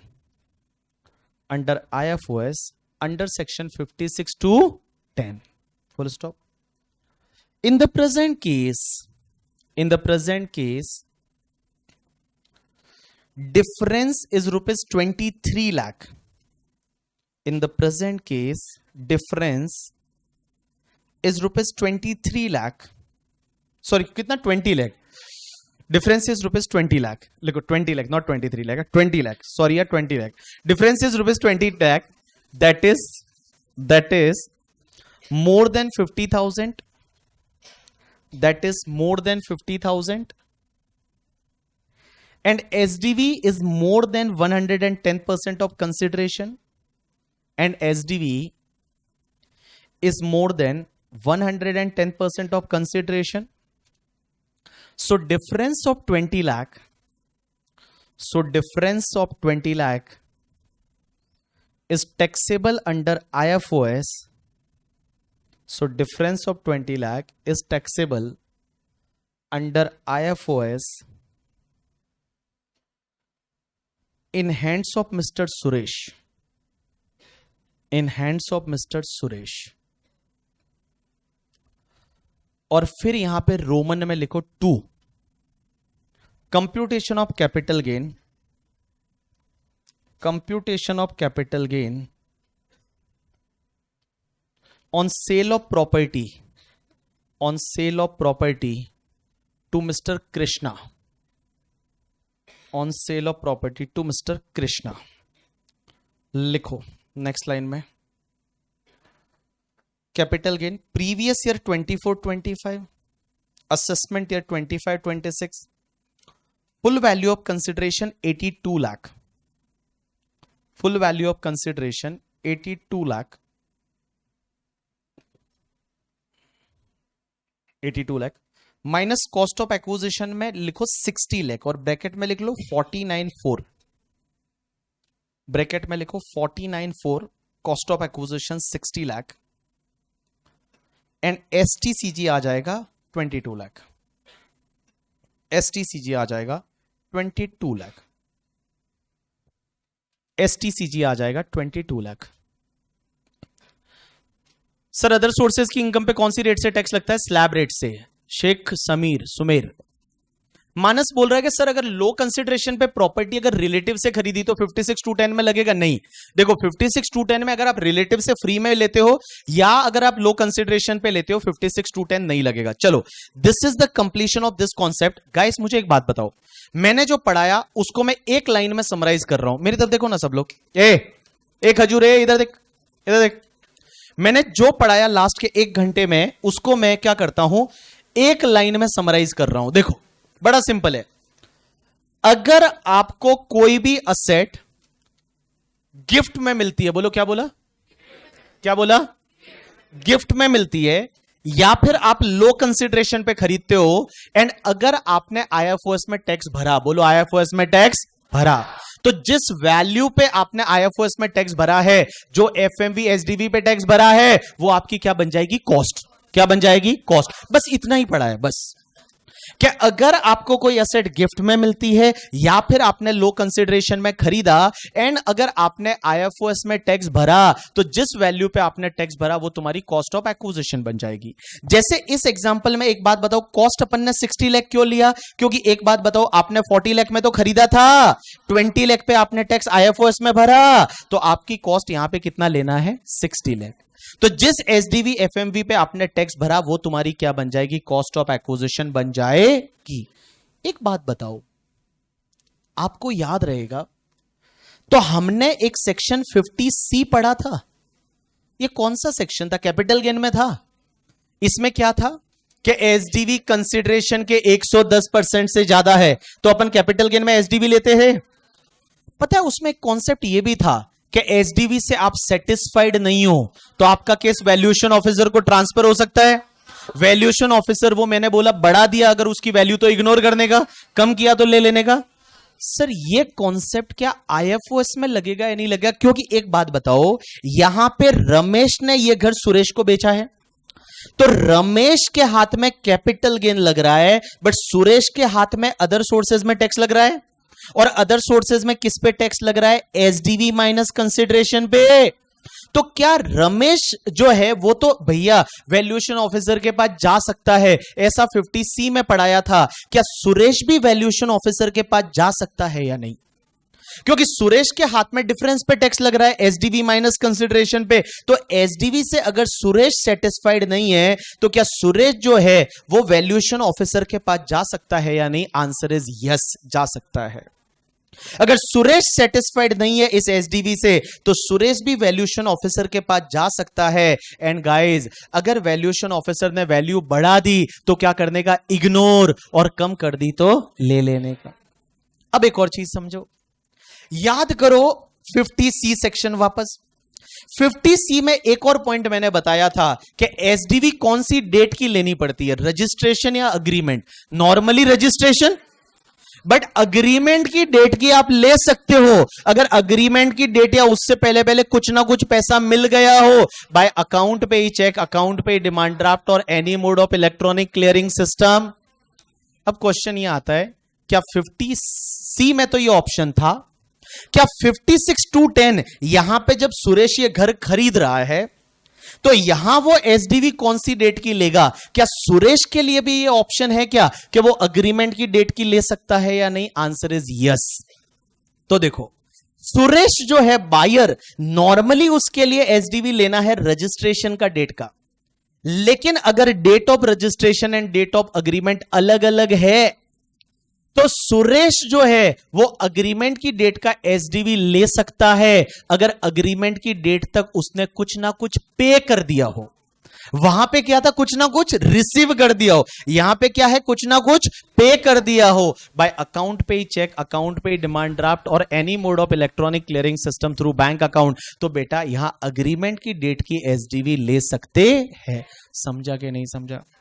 Same वैसा का वैसा replicate हुआ है यहां पे। तो देखो अपन पढ़ते कैपिटल गेन अलग है, अदर सोर्सेज अलग है, बट आज कैपिटल गेन अदर सोर्सेज मर्ज हो गया करके, ठीक है। जब कैपिटल गेन के पॉइंट ऑफ व्यू से भी सोचते हैं और अदर सोर्सेज के पॉइंट ऑफ व्यू से सोचते हैं, ये है इनकम टैक्स करके, ठीक है। चलिए लिखिए, जैसा मैं नोट लिखवाता हूं, पहले दो नोट लिखिए। हाँ ले सकता है, यस लिखिए, एक नोट्स बना के या पॉइंट बना के, जो आपको जैसा लिखना है वैसा लिखो।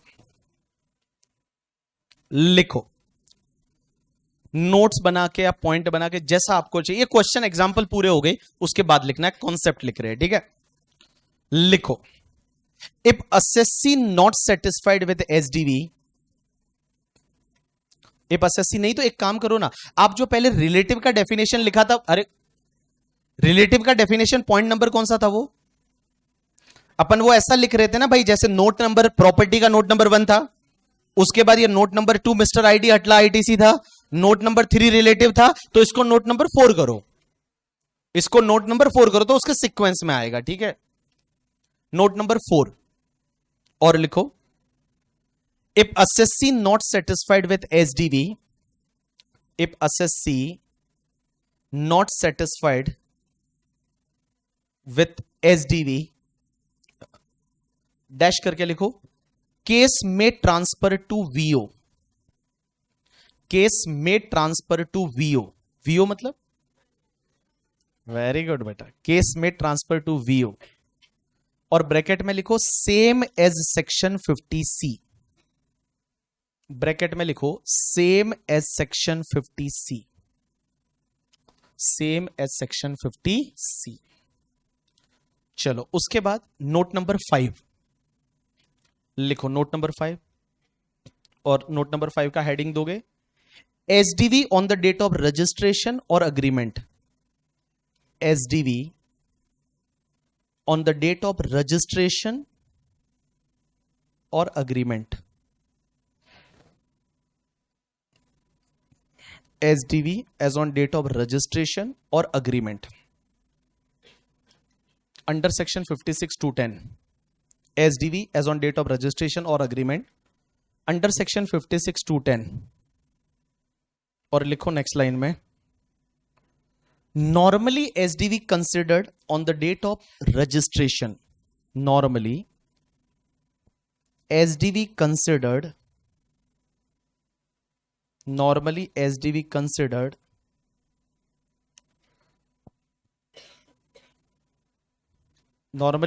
considered on the date of registration, but under section 56(2)(10),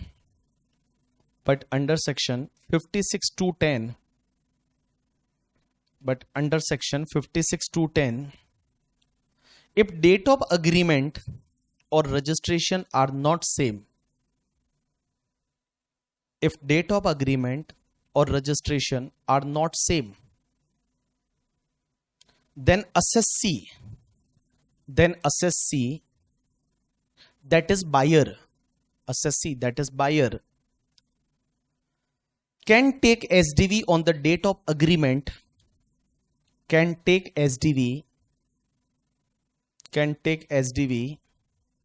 on the date of agreement if he paid any consideration,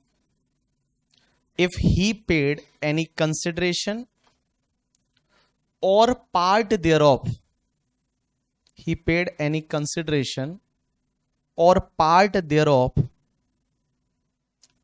by account pay check,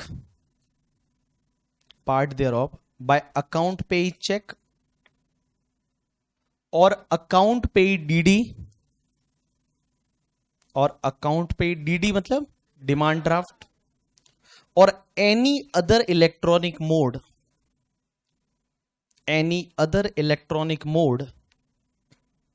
up to the date of agreement,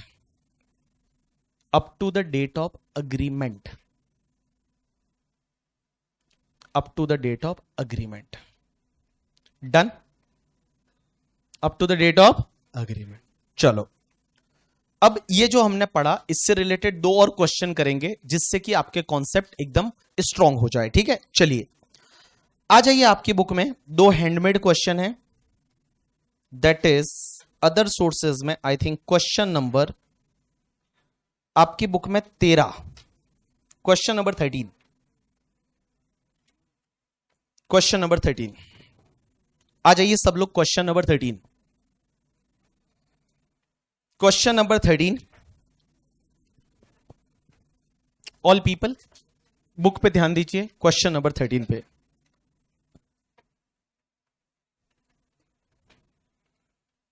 question number 13 देखिए क्या दे रखा है। Mister X acquire a commercial flat from Y. तो X है वो buyer है या सेलर है? एक्स बायर है, वाई सेलर है। 16 दिसंबर 2024 को खरीदा।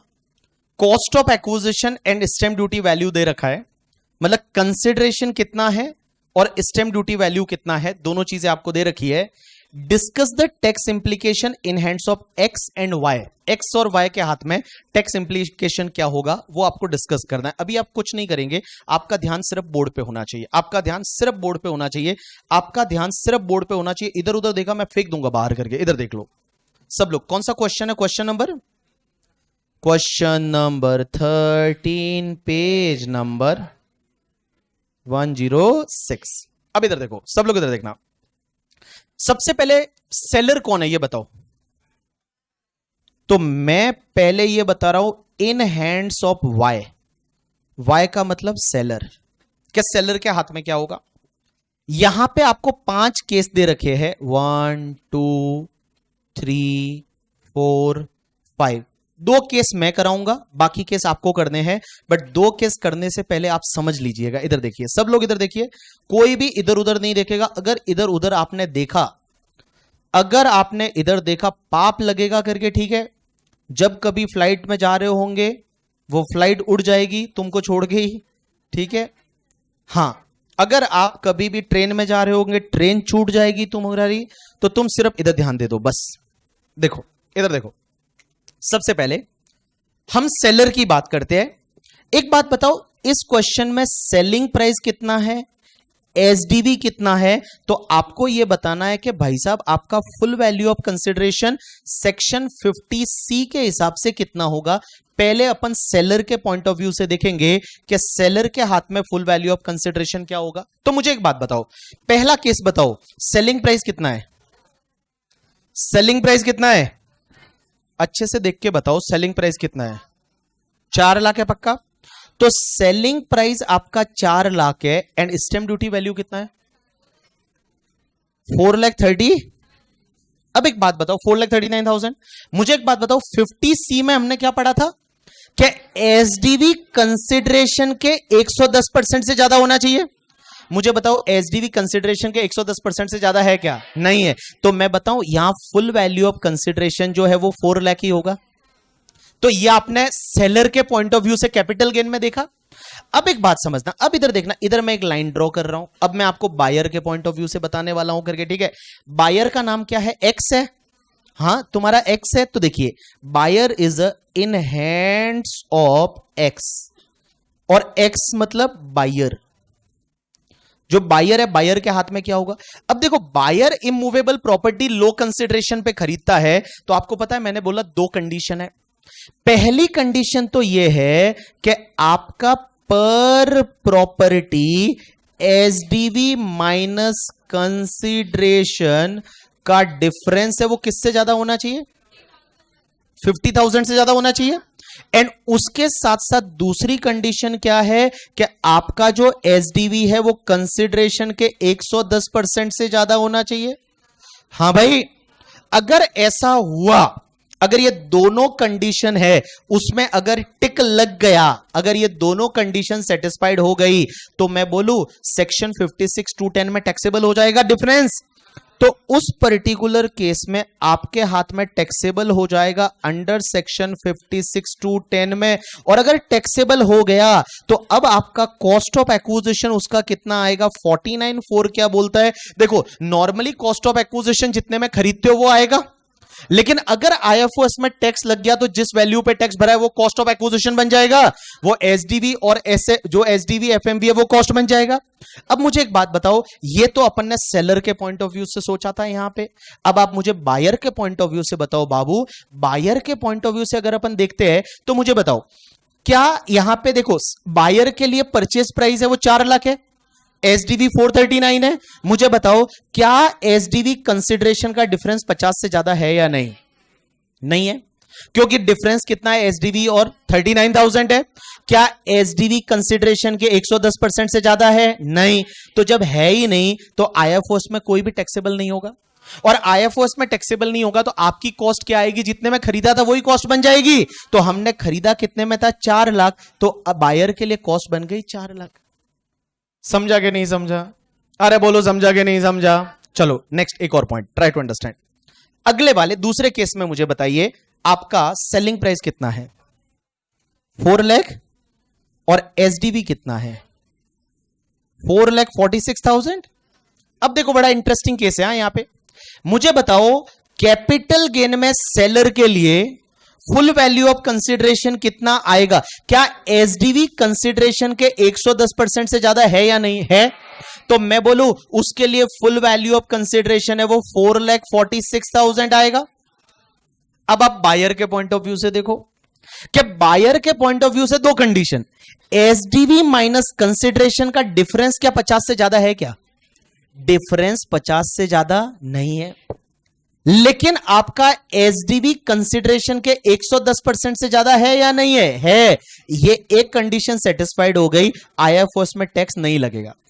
आईएफओएस में डिफरेंस पे टैक्स तभी लगेगा जब दोनों कंडीशन सेटिस्फाइड होनी चाहिए। एसडीवी कंसिडरेशन का डिफरेंस 50 से ज्यादा होना चाहिए and SDV should be more than 110% of the consideration. You got my point और नॉट?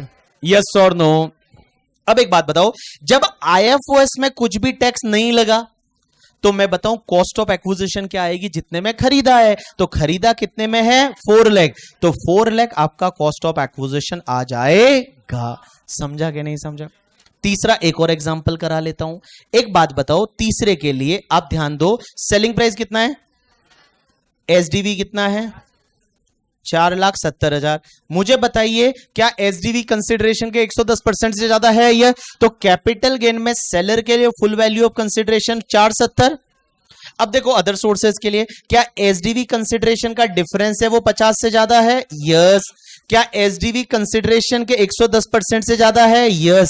तो मैं बोलूं 70,000 आईएफओएस में टैक्सेबल होगा। हाँ, अब इसने खरीदा कितने में? 4 लाख में, और 70,000 आईएफओएस में टैक्सेबल हो गया, तो असेट की कॉस्ट कितनी हो जाएगी? 4,70,000। समझा कि नहीं समझा? यस और नो? लास्ट के दो तुम करोगे, ठीक है? तो एज इट इज कॉपी करके और लास्ट के दो तुम करिए। लास्ट के जो 4 नंबर एंड 5th नंबर आप करिए। ये हैंडमेड क्वेश्चन है।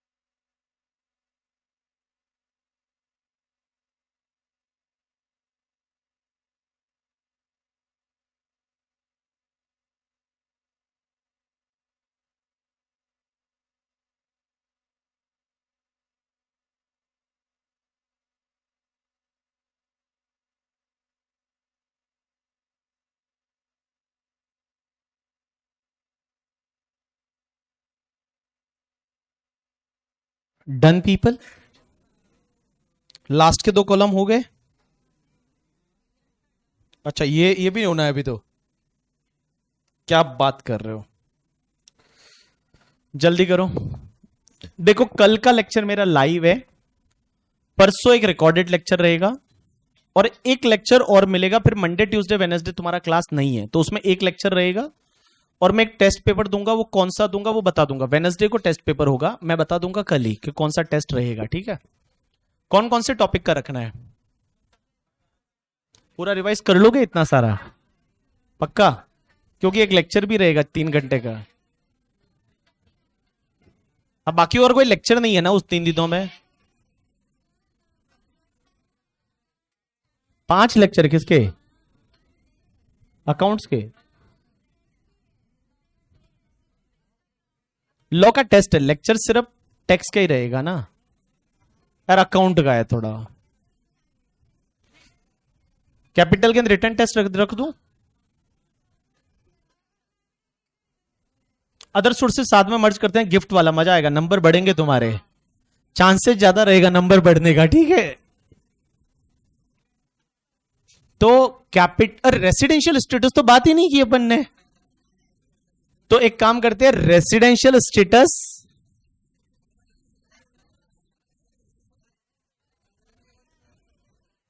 क्या, चलो एक काम करते हैं, ना तुम्हारा ना मेरा, capital gain, residential status and gift वाला प्रोविजन, बस सिर्फ गिफ्ट वाला प्रोविजन, ठीक है। हाँ हाउस प्रॉपर्टी नहीं, छोड़ देते, वो तो इजी वाला टॉपिक था, उसमें क्या municipal value, fair rent, whichever is higher, वो कोई टॉपिक था? टॉपिक तो ये है जहां दिमाग लगाना पड़ रहा है। ओ ऐसा, चलो बोलो डन।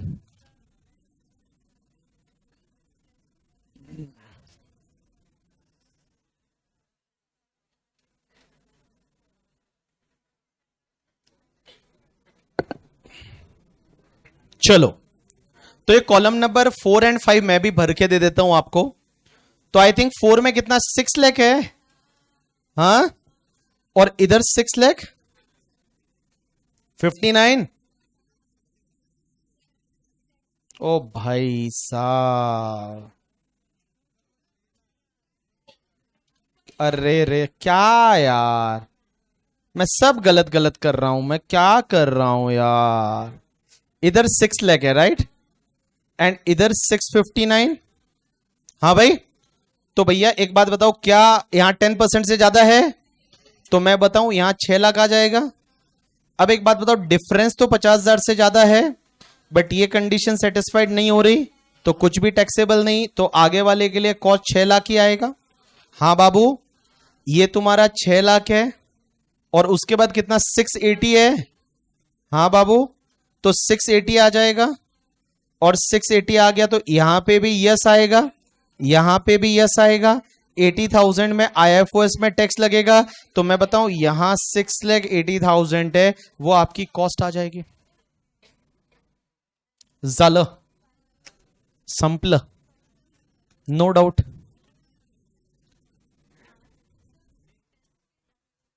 टेस्ट के टॉपिक कल बताऊंगा, tomorrow I will tell you test का टॉपिक, ठीक है, आई विल टेल यू। चलिए अब एक बात बताओ, ए भाई खजूर इधर देखो, आज पूरे दिन में एक ही कॉन्सेप्ट पढ़ा है, पता क्या है? कि कोई गिफ्ट में मिला या फिर लो कंसिडरेशन पे खरीदा और IFOS में टैक्स भरा, तो वो वैल्यू क्या बन जाएगी? Cost of acquisition. उससे आगे बढ़े ही नहीं है अभी तक अपन। क्वेश्चन नंबर 14 पे आओ, क्वेश्चन नंबर 14 पे आओ, क्वेश्चन नंबर 14। ये भी हैंडमेड क्वेश्चन है, ये भी हैंडमेड क्वेश्चन है। देखो, mister X acquire an immovable property from Y during December 2024। तो दिसंबर 2024 में एक्स ने वाई से इमूवेबल प्रॉपर्टी खरीदी है, रिलेवेंट डिटेल दे रखी है। बाबू ये सबसे पहले दे रखा है उन्होंने SDV as on date of agreement, एक दे रखा है SDV as on date of registration, एक दे रखा है consideration for acquiring the property, और फिर दे रखा है कि whether advance is paid by account payee cheque, account payee demand draft और electronic clearing system up to the date of agreement और नॉट। एक बात बताओ, यहां अग्रीमेंट की डेट तक आपने पैसा दे दिया, तो मैं बताऊं एसडीवी कौन सी डेट की ले सकते हो? अग्रीमेंट की डेट की ले सकते हैं। तो मैं बोलूं देखो, पहला जो कॉलम है 3,81,000, ये तो तुम्हारा हो गया नॉर्मल कंसिडरेशन का कॉलम, ये तो तुम्हारा कंसिडरेशन कॉलम है। अब एक बात बताओ, ये तुम्हारा कंसिडरेशन कॉलम है, अब एसडीवी कौन सी लोगे? तो देखो, अगर मान लो अग्रीमेंट की डेट तक कुछ ना कुछ पैसा मिल गया है bye account payee cheque, account payee demand draft और any mode of electronic clearing system, तो मैं बोलूं आप यहां पे अग्रीमेंट की डेट की एसडीवी लोगे। इसमें नहीं मिला तो आप कौन सी डेट की लोगे? रजिस्ट्रेशन की डेट की। अगर उसमें मिल गया तो कौन सी डेट की लोगे? अग्रीमेंट की डेट की। अगर यहां पे नहीं मिला तो कौन सी डेट की लोगे? रजिस्ट्रेशन की डेट की। और अगर नहीं मिला तो कौन सी डेट की लोगे? रजिस्ट्रेशन। तो अब आपके पास सेम वैसा का वैसा ऊपर जो था वैसा क्वेश्चन बन गया। अब आपके पास एसडीवी जो है, जैसे पहले केस में एसडीवी 4 लाख है और कंसिडरेशन 381 है, दूसरे केस में एसडीवी 470 है, कंसिडरेशन 381 है, तीसरे केस में एसडीवी 450 है, कंसिडरेशन 427,500 है, चौथे केस में एसडीवी 490 है, कंसिडरेशन 427,500 है, एंड केस 5 में एसडीवी 780 है और कंसिडरेशन आपका 7,10,000 है। सेम वैसा का वैसा क्वेश्चन बन गया और सेम वैसा का वैसे करना है। सेम वैसा का वैसा क्वेश्चन बन गया, सेम वैसा का वैसा करना है। चाहिए तो मैं आपको एक पार्ट मैं करके बता देता हूं, एक पार्ट, सिर्फ एक पार्ट बेटा। हाँ, क्योंकि मुझे तुम पे थोड़ा भरोसा थोड़ा कम होता है कभी कभी, ठीक है? मुझे पता है, मुझे तुम पे सर बोलते भरोसा करना सीखो, हम पे, हम बहुत होशियार है। नहीं, तुम्हारी होशियारी पे भरोसा नहीं है मुझे, तुम्हारी गलतियों पे मुझे शक है। अब देखो, ये क्वेश्चन नंबर कौन सा है? Question number 14, page number 106। Wow, पहले वाले में सेलिंग प्राइस कितना है? कंसिडरेशन 381 है, कितना है? 3,81,000 है। एसडीवी कितना है? 4 लाख। तो एक बात बताओ, 381 का 4 लाख क्या 110% से ज्यादा है या नहीं? नहीं है या है या नहीं है? 3,80,081 मल्टीप्लाई बाय 110 करो, कितना आता है? 4,90,100 है। तो मैं बताऊं यहां पे अगर नहीं है तो फुल वैल्यू ऑफ कंसिडरेशन कितना हो जाएगा? 381 ही आएगा। अब एक बात बताओ, डिफरेंस क्या 50,000 से ज्यादा है? नहीं है। और ये भी नहीं है तो ये भी नील हो जाएगा। तो आपके लिए कॉस्ट कितने में आएगी? जितने में खरीदा है, दैट इज द 3,81,000। ऐसा करते करते पांचों केस कर लोगे? हाँ करोगे? अरे बोलो ना, बोलो यस और नो। चलो करो फटाफट। हाँ जी, अरविंद केजरीवाल को बेल मिल गई, मैंने आज सुना, जेल से बाहर निकाल दिया अरविंद केजरीवाल। हाँ मतलब अभी तो वो चलेगा, क्या बोलते हैं, केस चलेगा 2-4 साल तो चलेगा। अब कौन से पॉलिटिशियन करप्ट नहीं है, मेरे को तो ये समझ में नहीं आता। करप्ट सारे हैं, सिर्फ बीजेपी में आए तो नहीं है करप्ट। अजीत पवार जैसे बंदा होना चाहिए, अजीत पवार ना भाई साहब। I am inspired. अजीत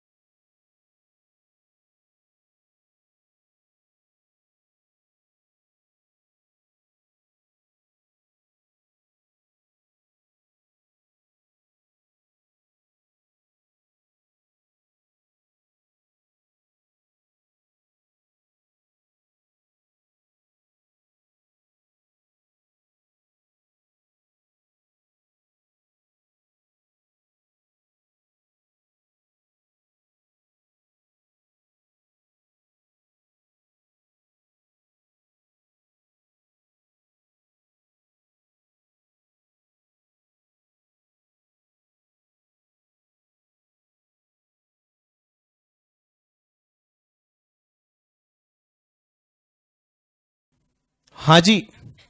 चलो ऑनलाइन वालों, हाँ हाँ भाई, आवाज नहीं आ रही है तो आवाज नहीं, मैं बोलूंगा तब आवाज आएगी ना ऑनलाइन वाले। मैं हम कुछ ऐसे पुणे वालों से कुछ पर्सनल बात कर रहे थे, तो तुमको आवाज क्या करनी है? ऑनलाइन वाले बोलते हैं हमको आवाज नहीं आ रही, आवाज नहीं आ रही। आवाज क्या, तुमको क्वेश्चन करना है? हाँ जी। तो मैं तो वो अठवले करके जो है ना, रामदास अठवले, गजब पॉलिटिशियन है। I am inspired from him. क्या बंदा है, हर गवर्नमेंट में वो मिनिस्टर है, पता है तुमको? भले कांग्रेस की हो, बीजेपी की हो, किसी की भी हो, मिनिस्टर है बंदा। और उसके बाद एक ही सीट है पूरे वहां पे, तो भी मिनिस्टर है।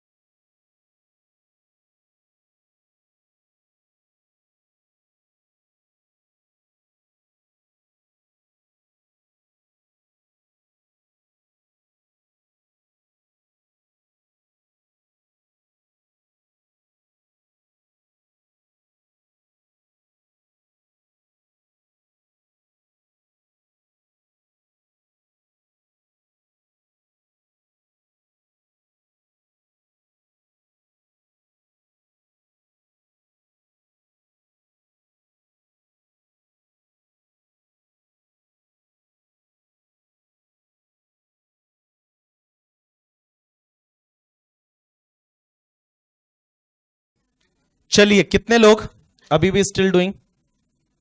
जल्दी करो बेटा।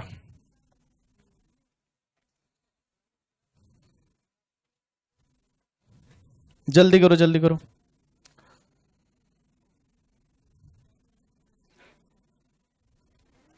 अमन भाई, दीपक भाई, श्रेष्ठ भाई बोलता है आपने हमको पराया कर दिया। तुमको कैसे कोई मेरे से जुदा कर सकता है?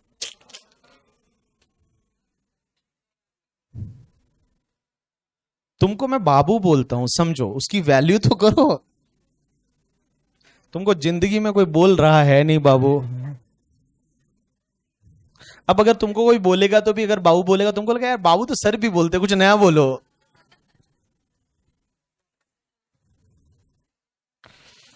क्या बोलते हैं आजकल कपल लोग आपस में, क्या बोलते? निब्बा निब्बी? नहीं, एनीवन?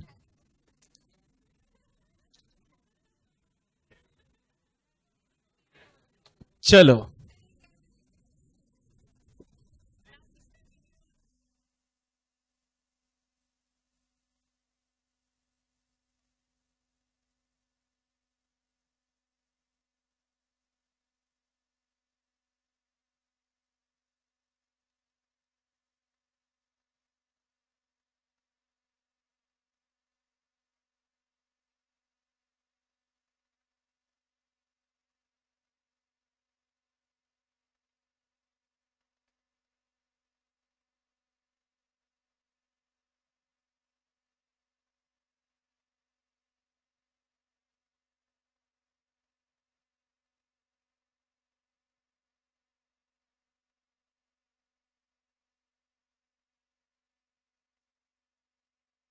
हाँ जी। चलिए, सो गाइस, अब आप लोगों ने कर ही लिया होगा, बट तो भी मेरे को पता है कुछ कुछ खजूर लोग रहेंगे। तो दूसरे का 381 और 470 है, तो 470 यहां पे दोनों में यस यस आया है, तो यस यस आया तो कितना टैक्सेबल हो जाएगा? 89। हाँ, तो कॉस्ट बन जाएगा 470। एक खजूर बोलो हाँ। तीसरा 427 500 है, और ये कितना है? 450 है। हाँ, तो 427 500 होगा। इसमें नो आएगा, इसमें भी नो आएगा, इसमें नील आएगा तो इसमें 427,500। लास्ट वाला क्या है? 427,500 और ये 490 है। कितना आया? 490 आया। मैं बताऊं, पहले वाले में यस आया, दूसरे वाले में यस या नो? यस। तो कितना टैक्सेबल होगा? 62,500। तो कॉस्ट 490 बन जाएगी। लास्ट वाले का 410 है, 710 है, और ये कितना? 780 है। हाँ भाई, तो 710 ही आएगा क्योंकि 10% से ज्यादा नहीं है। पहला वाला यस आएगा, दूसरा वाला नो आएगा, ये नील आएगा, तो कॉस्ट है वो 7,10,000। जिन लोगों का इतना सारा सब सही है,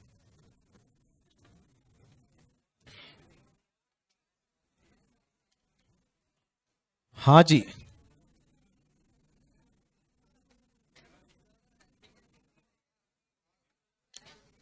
क्या हुआ? अग्रीमेंट के डेट स्टैंप ड्यूटी की वैल्यू ज्यादा रही तो आप देख रजिस्ट्रेशन की डेट की ले लो फिर, क्योंकि ऑप्शन है अग्रीमेंट के डेट का। पहली चीज तो ऐसा होता नहीं है, क्योंकि धीरे धीरे एसडीवी हमेशा बढ़ेगी और रजिस्ट्रेशन बाद में हो रहा है तो बढ़ेगी। बट अगर ऐसा हो जाए कि अग्रीमेंट की डेट की तो सर जो है वो ज्यादा है और रजिस्ट्रेशन की डेट की कम है, तो रजिस्ट्रेशन की डेट की ले लो ना, क्या दिक्कत है? बोलो झालं, झालं, झालं, झालं, झालं, संपलं।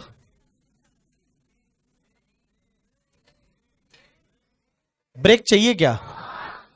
क्या करोगे ब्रेक लेके?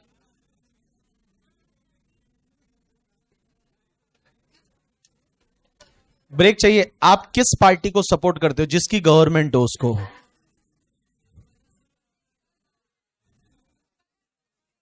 शर्ट कलर, हाँ कलर, ऐसा नहीं है। I am supporting Mayawati.